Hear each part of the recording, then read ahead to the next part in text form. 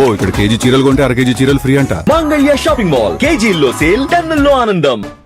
భోగాపురం ఎయిర్పోర్టుపై మంత్రి సత్యకుమార్ వ్యాఖ్యలు చేశారు. ఎయిర్పోర్టు నిర్మించాలన్నది చంద్రబాబు లక్ష్యమన్నారు. 2014లోనే ఎయిర్పోర్టు నిర్మాణానికి బీజం పడింది అన్నారు. క్రెడిట్ చోరీ జగన్ కి ఫ్యాషన్ అయిపోయిందన్నారు మంత్రి సత్యకుమార్. నిర్మాణానికి బీజం వేసింది కూటమి, పూర్తి చేసింది కూడా కూటమి అన్నారు సత్యకుమార్. ఎయిర్పోర్టు 2018లో నిర్ణయమైంది.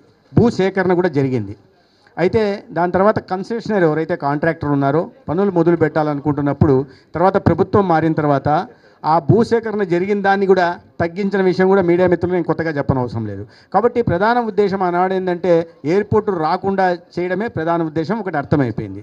అది కాకుండా ప్రతిపక్షాల నుంచి ఆనాడు ప్రతిపక్షాలు అంటే బీజేపీ, తెలుగుదేశం, బీజేపీ, జనసేన నుంచి విమర్శలు వచ్చిన నేపథ్యంలో ఇక్కడే ఎయిర్పోర్ట్ వస్తుంది, ఇక్కడ ఎర్ర బస్సు కూడా రాదు అని చెప్పి అవహేళన కూడా మాట్లాడిన మంత్రులు కూడా మనం చూసాం. ఇవాళ అవన్నీ బయటకు వచ్చాయి. మీకు భూసేకరణ చేయకుండా అనుమతులు మేము తెచ్చామంటే ఎలా సాధ్యమవుతుంది? భూసేకరణ చేయకుండా ప్రతి చోట ఇదే చెప్తుంటారు, భూసేకరణ చేయకుండా అనుమతులు తెచ్చాలని. సో అబద్ధాలు చెప్పి ప్రతిదానికి క్రెడిట్ చోరీ, ఇప్పుడు అది పెద్ద ఫ్యాషన్ అయిపోయింది.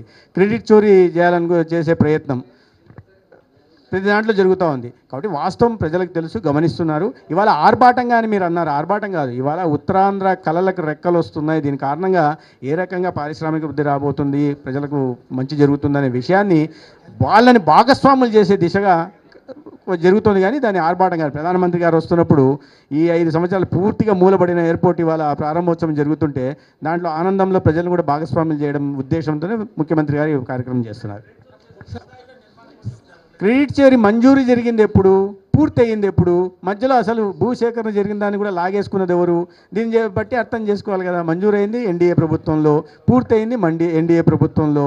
మధ్యలో తీసుకొచ్చి సేకరించిన భూమిని కూడా వెనక్కి లాక్కున్నారు, కాంట్రాక్టర్ను పారిపోయేలాగా చేశారు. అదే కాంట్రాక్టర్ వచ్చి ఇప్పుడు నిర్మిస్తున్నారు. దీన్ని బట్టి అర్థం చేసుకోవాలి క్రెడిట్ చోరీ ఎవరు చేస్తున్నారని.